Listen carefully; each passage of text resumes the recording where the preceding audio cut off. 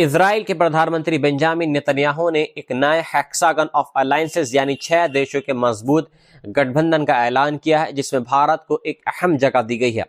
उनका कहना है कि ये उन देशों का समूह होगा जो कट्टरपंथी धड़ों के खिलाफ एक साथ खड़े होंगे और स्थिरता और तरक्की के लिए मिलकर काम करेंगे। ये बयान भारत के प्रधानमंत्री नरेंद्र मोदी के इजराइल दौरे से ठीक पहले आया है, जहां मोदी इजरायली संसद में भाषण दे सकते हैं, युद्ध वशीम स्मारक पर भी वो जा सकते हैं और भारतीय यहूदी समुदाय से मुलाकात कर सकते हैं।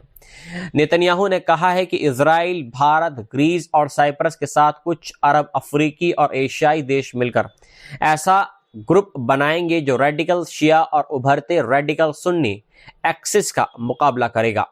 उन्होंने ये भी कहा कि भारत और इजराइल मिलकर दक्षिणी इजराइल के नेगेव इलाके में इंफ्रास्ट्रक्चर बनाएंगे, नए एयरपोर्ट और नई बस्तियों के प्रोजेक्ट तेजी से आगे बढ़ाए जाएंगे। मोदी ने भी जवाब में कहा कि भारत और इजराइल के रिश्ते भरोसे, इनोवेशन और शांति की साझा सोच पर टिके हुए हैं। भारत और इस दोस्ती को बहुत महत्व देता है। पिछले कुछ सालों में दोनों देशों के रिश्ते सिर्फ राजनीतिक नहीं बल्कि रक्षा, व्यापार और निवेश तक फैल चुके हैं। गजा युद्ध के दौरान जब इजराइल पर अंतर्राष्ट्रीय अदालत में मामला चल रहा था, तब भी भारत ने इजराइल को मजदूर, हथियार और कूटनीतिक समर्थन दिया था। अगस्त में भारत सरकार ने कहा था कि 20,000 से ज्यादा भारतीय कामगार गजा जंग के बाद इजराइल में काम करने गए हैं, ताकि फिलिस्तीनी कामगारों की कमी पूरी की जा सके। भारत और इजराइल का सबसे बड़ा हथियार खरीदार रहा है, जिसमें ड्रोन, मिसाइल सिस्टम, निगरानी तकनीक और बॉर्डर कंट्रोल उपकरण ये चीजें शामिल हैं। 2015 से 2019 के बीच इजरायली हथियारों की भारत की खरीद में 175% की बढ़ोतरी हुई है। रक्षा सहयोग को और मजबूत करने के लिए दोनों देशों के रक्षा अधिकारियों की कई बैठकें इसमें हुई हैं और निवेश समझौते भी साइन किए गए हैं। इजराइल के वित्त मंत्री बेजलाल स्मोट्रिच ने निवेश समझौते को दोनों देशों के कारोबारियों के लिए नए दरवाजे खोलने वाला बताया है। इस बीच भारत ने इजराइल के करीबी सहयोगी संयुक्त अरब अमीरात के साथ भी बड़े समझौते किए हैं, जिसमें $3 अरब का LNG सौदा और परमाणु सहयोग शामिल है। वहीं दूसरी तरफ इजराइल अमेरिका पर दबाव बना रहा है कि वे ईरान के खिलाफ सख्त कदम उठाएं और अमेरिका ने भी क्षेत्र में अपने सैन्य संसाधन और ज्यादा बढ़ा दी हैं। साथ ही ईरान के साथ कारोबार करने वाले देशों पर 25% टैरिफ लगाने की बात हो रही है। इसी माहौल में भारत ने अरब सागर में ईरान से जुड़े 3 तेल टैंकरों को जब्त किया है, जिसे अंतर्राष्ट्रीय तेल तस्करी के खिलाफ कार्रवाई बताया गया है। हालांकि भारत के ईरान के साथ भी पुराने रणनीतिक रिश्ते रहे, खासकर चाहबार बंदरगाह में, जहां भारत बड़ा कारोबारी साझेदार है। लेकिन हाल के वर्षों में भारत ने इजराइल से नजदीकी और बढ़ाई है और गजा में युद्ध विराम के प्रस्ताव पर संयुक्त राष्ट्र में वोटिंग से दूरी बनाई है। अब मोदी का ये दौरा ऐसे वक्त हो रहा है जब भारत ने अपने नागरिकों को ईरान छोड़ने की सलाह भी जारी कर दी है। जानकारों का मानना है कि यह दौरा भारत को एक ऐसे मोड़ पर खड़ा कर सकता है जहां उसे इजराइल के साथ गहराते रिश्तों और ईरान के साथ पुराने संबंधों के बीच संतुलन बनाना होगा। कुल मिलाकर हेक्सागन ऑफ अलायंसेस का ये ऐलान सिर्फ एक कूटनीतिक बयान नहीं है, बल्कि मिडल ईस्ट की बदलती राजनीति में एक नई धुरी बनाने की कोशिश के तौर पर देखा जा रहा है, जिसमें भारत की भूमिका अब पहले से कहीं ज्यादा अहम होती जा रही है। मैक्सिको में सोमवार को हालात जंग जैसे हो गए जब सेना की कार्रवाई में जलिस्को न्यू जनरेशन कार्टेल यानी CJNG के सरगना नेमेसियो ओसिगोरा कार्वेंटेस और अल मैचो मारे गए। उनके मारे जाने की खबर फैलते ही देश के कई शहरों में हिंसा भड़क उठी। सड़कों पर आगजनी, गाड़ियों और इमारतों को जलाना, धुएं के बड़े बादल और गोलियों की आवाजें आम हो गई हैं। सबसे ज्यादा असर प्रशांत तट के मशहूर पर्यटन शहर प्योर्टो वालर्टा में देखा गया, जहां चलती हुई कार, इमारतों से काला धुआं उठता रहा। सोशल मीडिया पर ऐसे वीडियोस वायरल हुए हैं जिनमें विदेशी पर्यटक बीच चेयर पर बैठे कॉकटेल पीते नजर आ रहे थे और उनके आसपास के इलाकों में हिंसा हो रही थी। ये तस्वीर मैक्सिको की गहरी अमीरी गरीबी की खाई को भी और दिखा रही है, जहां आलीशान रिसोर्ट सुरक्षित दिखते हैं लेकिन आम लोग लंबे समय से गैंगवार झेल रहे हैं। मैक्सिको दशकों से ड्रग कार्टेल हिंसा से जूझ रहा है और कई गरीब इलाकों में कार्टेल ही असली ताकत माने जा रहे हैं, जो सामाजिक सेवाएं भी देते हैं। एल मैचो 59 साल का था और उसे अमेरिका ने सबसे वांछित ड्रग तस्कर घोषित किया था। उसकी गिरफ्तारी पर $15 मिलियन का इनाम भी रखा गया था। वे कभी अमेरिका में भी रह चुका था, जहां उसे कुछ मादक तस्करी में जेल हुई और बाद में डिपोर्ट कर दिया गया। मैक्सिको लौटकर उसने कार्टेल की अंदरूनी लड़ाई के बीच जलिस्को में अपनी ताकत और ज्यादा बनाई और पहले से ज्यादा और खतरनाक हो गया। सिनालोआ कार्टेल के साथ मिलकर माता जेदास नाम का एक समूह बना और बाद में अलग होकर CJNG की स्थापना की। जब मशहूर drug Lord Joaquin El Chapo Guzman और इस्माइल एल मायो जाबम्बा अमेरिका प्रत्यावर्तित हुए तो एल मैचो को कार्टेल मैक्सिको का सबसे ताकतवर संगठन बन गया। यहाँ तक कि कई इलाकों में उसने सिनालोआ कार्टेल को भी पीछे छोड़ दिया। उसके कार्टेल ने 2020 में मैक्सिको सिटी के पुलिस प्रमुख पर हमला कराया था, जिसमें कई लोग मारे गए थे और एक बार सैन्य हेलीकॉप्टर तक गिरा दिया था। रक्षा मंत्री रिकार्डो त्रोविला के मुताबिक एक करीबी महिला साथी के जरिए सेना को छापे से एक दिन पहले अहम जानकारी मिली। रविवार को जलिस्को राज्य के तापल्पा कस्बे में सेना से मुठभेड़ में वह घायल हुआ और मैक्सिको सिटी ले जाते समय उसकी मौत हो गई। मैक्सिको की राष्ट्रपति क्लोदिया शिनबुआन ने पहले ही ड्रग कार्टेल के खिलाफ बड़ा अभियान चलाने का वादा किया था और ये अब तक की सबसे बड़ी कार्रवाई मानी जा रही है। इस ऑपरेशन में अमेरिकी खुफिया मदद भी बताई जा रही है, क्योंकि अमेरिकी राष्ट्रपति डोनाल्ड ट्रंप लगातार मैक्सिको पर दबाव डालते रहे हैं कि वह कार्टेल के खिलाफ सख्त कदम उठाएं। हालांकि एल मैचो के मारे जाने के बावजूद ट्रंप ने सोशल मीडिया पर लिखा है कि मैक्सिको को कार्टेल और ड्रग्स के खिलाफ और सख्ती करनी चाहिए। सोमवार शाम तक राष्ट्रपति शिनबॉम ने कहा कि ज़्यादातर हिंसा काबू में आ गई है और देश में बड़े रोड ब्लॉक्स नहीं बचे हैं, लेकिन जानकारों का मानते हैं कि जिस तेज़ी से CJNG ने अपने नेता की मौत का बदला लेने की कोशिश की, वह दिखाता है कि संगठन अभी भी बेहद मजबूत है। कुल मिलाकर एल मैचो की मौत मैक्सिको के लिए एक बड़ी सफलता मानी जा रही है, लेकिन इससे ये भी साफ है कि कार्टेल नेटवर्क इतना गहरा है कि एक बड़े सरगना के ख़त्म होने से भी हिंसा तुरंत ख़त्म नहीं होती और आने वाले दिनों में ये देखना अहम होगा कि क्या सरकार इस मौके का फ़ायदा उठाकर कार्टेल की जड़ों को कमज़ोर कर पाती है या नहीं। इजराइल ने कब्जे वाले पूर्वी यरूशलेम में काम करने वाले 5 फिलिस्तीनी मीडिया संस्थानों पर पाबंदी लगा दी है और उन्हें आतंकी संगठन घोषित कर दिया है। ये ऐलान इजराइल के रक्षा मंत्री इजराइल काइट्स ने किया। जिन मीडिया प्लेटफॉर्म पर रोक लगाई गई है उनमें कुदस प्लस, मीराज, अल मैदान, अल कुदस, अल आसिमा और आसिमा एजेंसी ये शामिल हैं। इजरायली आर्मी रेडियो के मुताबिक ये फैसला तब लिया गया जब आंतरिक सुरक्षा एजेंसी शिन बैंड ने दावा किया कि हमास रमज़ान के महीने में यरूशलेम में तनाव भड़काने के लिए इन वेबसाइट्स को मोर्चे के तौर पर इस्तेमाल कर रहा है। हालांकि इजरायली अधिकारियों ने इन आरोपों के समर्थन में कोई ठोस सबूत सार्वजनिक नहीं किए हैं। कई जानकारों का ये भी मानना है कि ये कदम अल अक्सा मस्जिद में हो रही घटनाओं और कथित उल्लंघनों की रिपोर्ट को दबाने की कोशिश का एक हिस्सा है।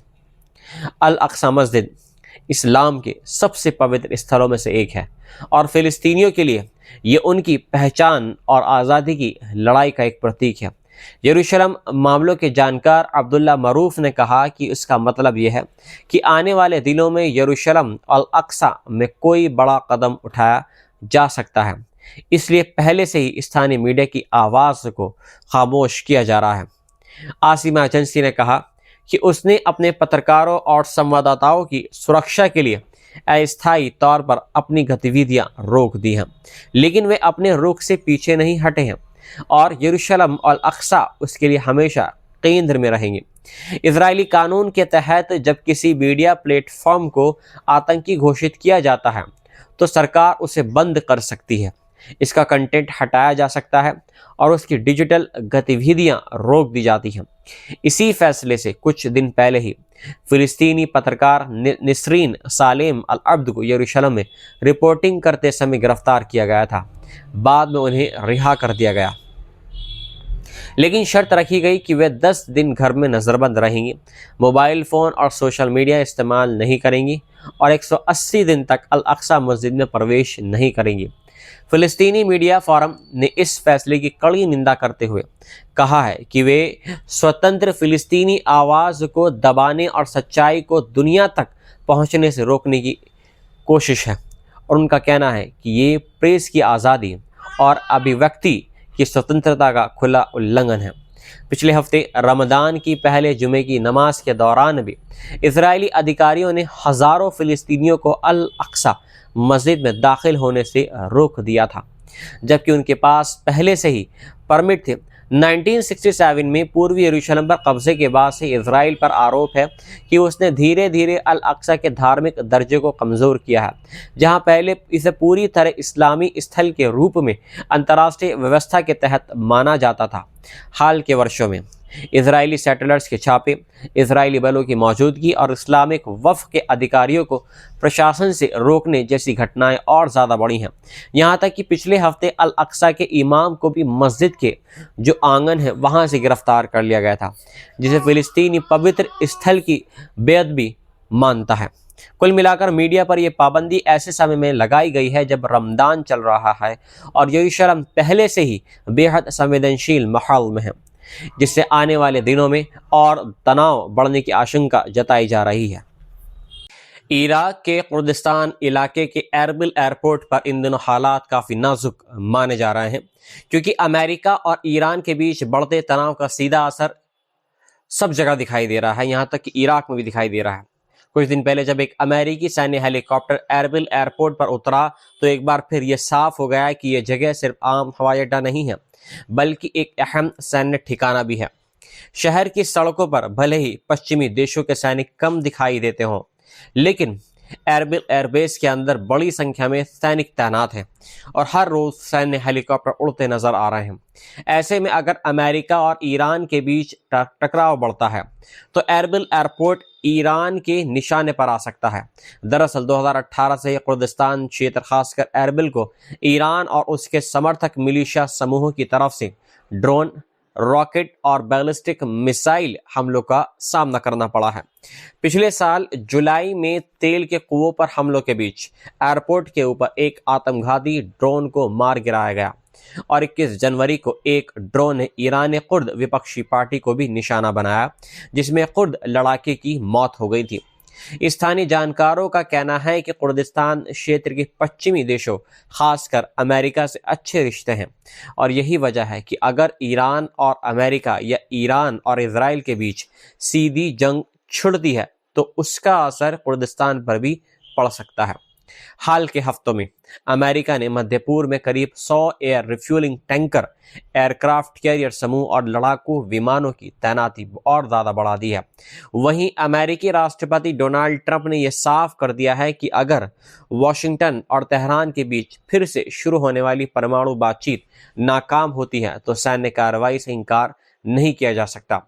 इसी बीच खबरें और भी सामने आई हैं कि इराक में अमेरिकी नेतृत्व वाले गठबंधन के कई देशों ने एहतियात के तौर पर एरबिल एयरबेस से अपने सैनिक हटा लिए हैं या उन्हें दूसरी जगह भेज दिया गया है, क्योंकि उन्हें डर है कि अगर अमेरिका ईरान पर हमला करता है तो ईरान जवाबी हमला कर इन ठिकानों को और नष्ट कर सकता है। सूत्रों के मुताबिक एरबिल में तैनात गठबंधन बलों में से लगभग आधे सैनिकों को दूसरी जगह भेजा जा चुका है।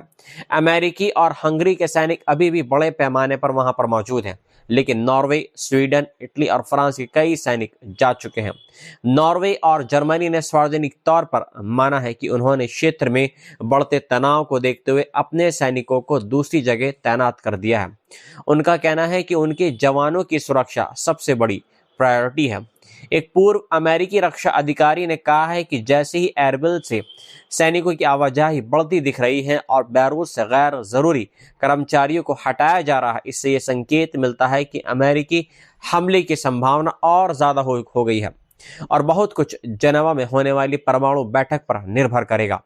ईरान ने भी संयुक्त राष्ट्र महासचिव को पत्र लिखकर चेतावनी दी है कि अगर उस पर हमला हुआ तो क्षेत्र में मौजूद सभी अमेरिकी ठिकाने और संपत्तियां वैध निशाना मानी जाएंगी। गौर करने वाली बात यह है कि 2024 के समझौते के तहत अमेरिका और उसके सहयोगी बगदाद और अल असद एयरबेस से हटकर एरबिल में आ गए थे और योजना है कि 2025 के अंत तक संघीय इराक से और 2026 तक कुर्दिस्तान से पूरी तरह वापसी कर ली जाए। ऐसे में अब इराक में बचा सबसे अहम अमेरिकी ठिकाना एरबिल ही है।